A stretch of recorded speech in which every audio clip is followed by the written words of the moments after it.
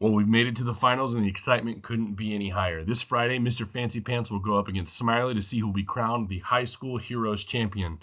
It's been an incredible journey, and both competitors have shown exceptional skill and determination.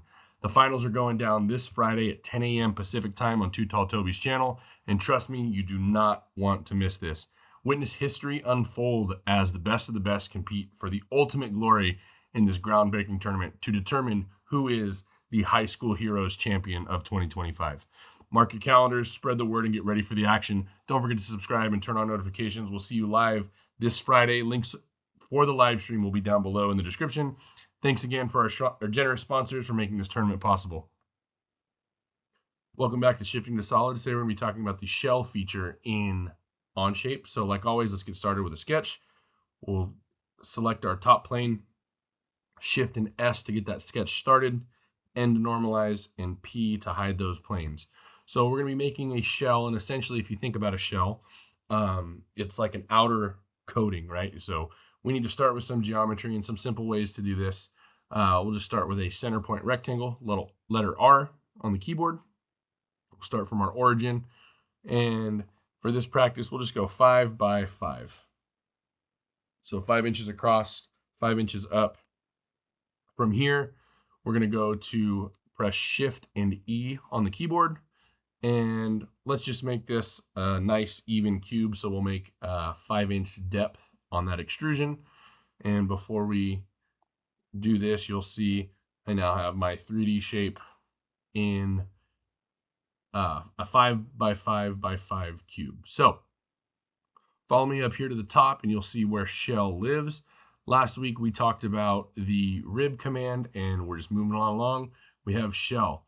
There is no shortcut key, but what it does is it creates a thin walled part by removing one or more faces. You specify that wall thickness for the remaining faces.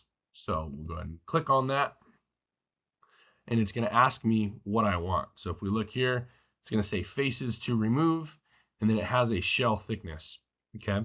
Some of you guys might wonder what this slider is, and you see if you hover over it, it says preview before and after this feature. This will make a little more sense once we do something, but let's first pick a face. So we'll go ahead and select this top face, and you'll see it's giving me a shell. And how does it pick that wall? So if we look here, right now I have a shell thickness of 1. Let's make that, or 0.1, sorry. Let's make it 1 for easy math. So it's going to be 1 and 1 on each side. So if I were to use my measure tool and I were to click the distance from this face to this face, and then I come down here to the bottom, you'll see my parallel distance is 3 because we made it 5. 5 minus 1 minus another 1 gives us that dimension of 3. So you'll see that it's a 1-inch space. Now, I know some of you guys are used to doing something like this. Well, I could have done the offset tool in the 2D view, and you're absolutely right. And it essentially does the same thing. But if I were to do that and then not use my shell, you'll see I end up with only the outside ring. If I undo this and get back to where we had our shell command, if I turn this into a section view, you will see not only does it do my walls, let's go section plane on that front, but I also get a 1-inch bottom. So if I have something that I need to have a certain thickness, maybe I'm using this for 3D printing, making a dish. I know if you guys watched the tournament 2 weeks ago, we had a drawing that Toby put up there. It was like a little drawer, and they had to use the shell command. They didn't do it. There was another way they could have went there, but the shell command would have helped those competitors tremendously. And you'll see here this cross-hatch section. This is actually from this face to this face down is also 1 inch. If I go into my shell and I change that, and we still keep that section view on, I can change this to a smaller thickness, and it makes my floor that same thickness as my wall too. So pretty cool deal we can do there. So let's change that back to, we'll leave it at 0.5. That works for me. turn our section view off so we can look back at what we got. And I have a box with that shell to be able to do that command. So that's for a rectangle. Let's see what it does on some other geometry. So something I wanted to show you, some hacks and some tips you could do, is if I round some corners, let's give this a fillet on this one side. We'll just call it 1.5. So it's a little bit bigger and it's a little bit more noticeable. We'll extrude this to a 5-inch thickness as well. And now if we use this shell command and I click that face, what's cool is it actually adds that fillet on the inside. So if I wanted this corner to then be rounded as well, I would have to add a fillet afterwards. And you'll see it starts getting a little wonky and isn't exactly what I want, because then I lose that wall thickness. So it continues that same thickness of that wall all the way through based off of what geometry you put in that beginning sketch. So kind of when you're doing something like this, order of operations are crucial. If I were to go here and round this to a 1.5 as well, you'll see it's starting, go from a top view, it's going to eat out that corner and it's not going to make that geometry with a nice sweeping curve like we had before. It's going to delete that. It doesn't like it, doesn't work.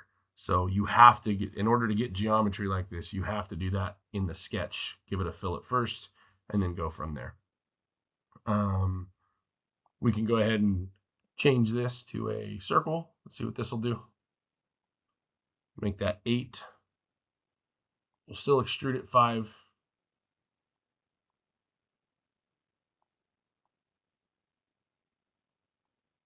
But now my shell is going to be done on here, and you'll see it adds that round that way too.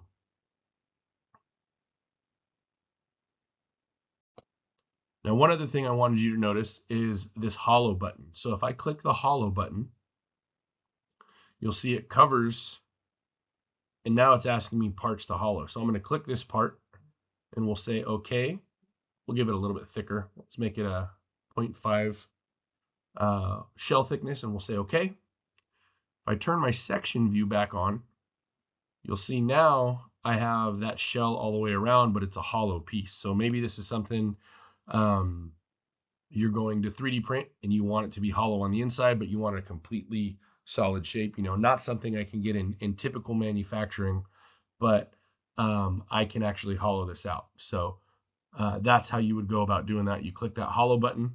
The other thing I wanted to show you is this, like we said, that preview before and after this feature. So if I slide it more, this is before I do that feature. This is as that feature is getting added. And if I go all the way the other way, it's as if it's already taken care of. So I like to leave it kind of in the middle so you can see a little bit of what you started from and where you're going to. But that's how that shell command works. Hopefully you guys are getting a lot out of these videos. I've been seeing a lot of comments about how the way I explain it is very, very thorough, and I hit all the little points. And honestly, thanks for those comments. But it's basically it's come from me running into these issues myself personally, and I just want people to be able to learn from their mistakes and or my mistakes. So if you have any questions about any of these features or any of these things, I'll try to answer them to the best of my abilities. Go ahead and drop them down in the comments down below. I'm usually pretty quick about answering them, and we'll get it going. Sometimes if it's enough to make a whole video on, I'll go ahead and do that as well. So keep on keeping on. I know I've got a lot of new followers from this tournament, and I love that. Feel free to ask me questions, like I said, and keep drawing your drawings. You guys take care.